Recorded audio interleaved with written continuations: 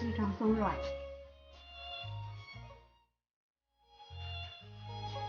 南瓜150克，切薄片。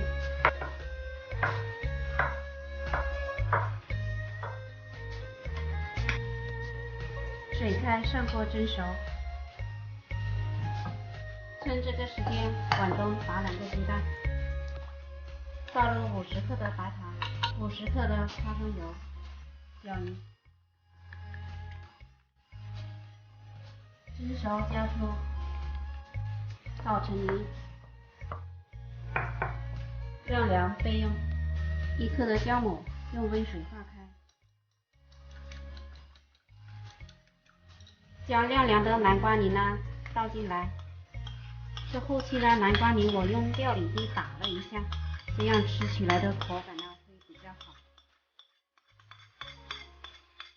搅匀，甩入80克的低筋面粉，把酵母倒进来，搅匀。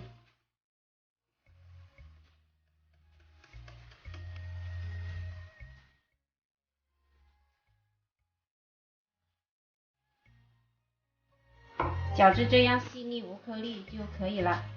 盖上保鲜膜，醒发1小时。将发酵好的面糊倒到蛋糕体系上来，装8分满就可以。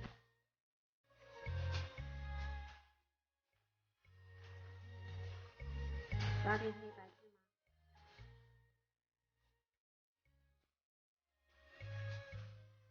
水开上锅蒸15分钟。时间到，非常漂亮哦！